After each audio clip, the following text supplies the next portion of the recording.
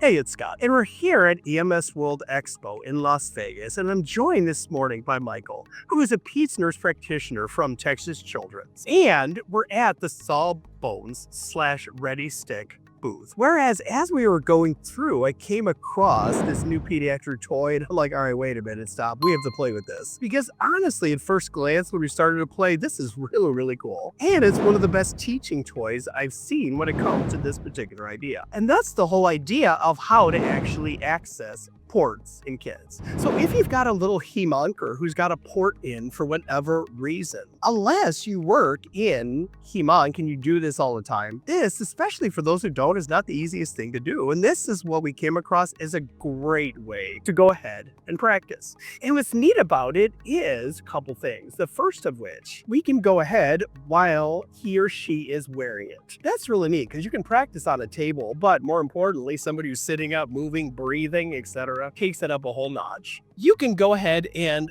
find it, feel it, stick it, and once you go ahead and access the port, then you can immediately go ahead and withdraw as well. You can withdraw, you can flush, you can tape, you can access whatever you wish to do. But again, you do it on somebody who's sitting there moving and breathing, which is a whole different level of difficulty. Now, Michael, if you would, could we go ahead and undo that part if you could? You're kind of sure what it looks like from the inside. So the background of this was I started my career as a pediatric hemoc nurse, and I learned to access and start IVs, and we have these IV trainers as well on live patients that were really sick. And I started in the innovation and wanted to do some neat simulation projects. And the positive feedback I kept getting was it'd be really good if we had more realistic wearable trainers like IV trainers and port access trainers that you could do all the procedural steps and the troubleshooting skills. So you wouldn't have to say, well, it's simulation port, so we're going to skip that. So we worked with Sawbones to manufacture and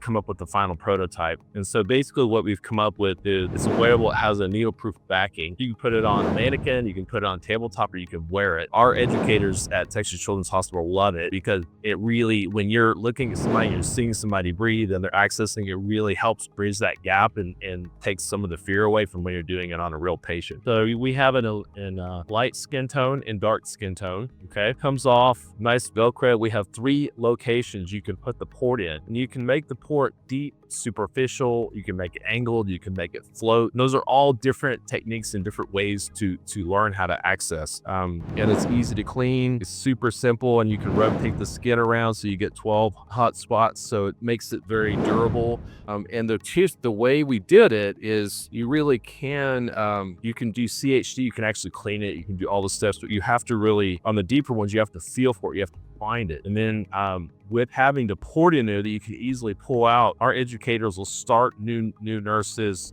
with looking at the port, sealing it so they know what they're going for inside the body, and they'll access it before it's in the skin, and then they'll put it in the trainer.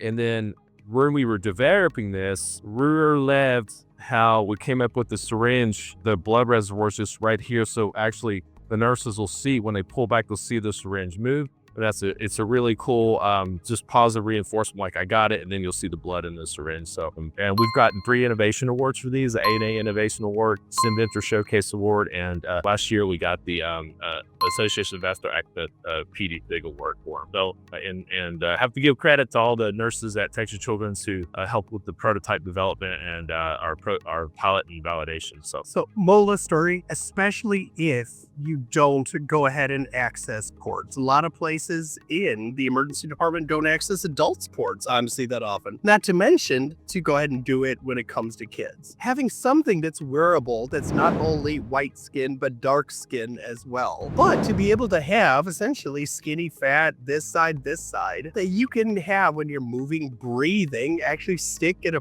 flash and flush. If you're trying to practice with something like this, I truly think this is something you should play more with in the future. My friend, thank you so much. Sweet.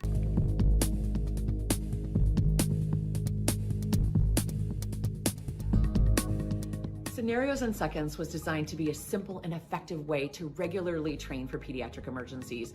A Navy SEAL said it best: under pressure, we don't rise to the occasion, we sink to the level of our training. Ultimately, your next PEDS patient could be your worst PEDS patient, and we don't want you to just get ready, we want you to stay ready. And Scenarios in Seconds was designed to help you do just that.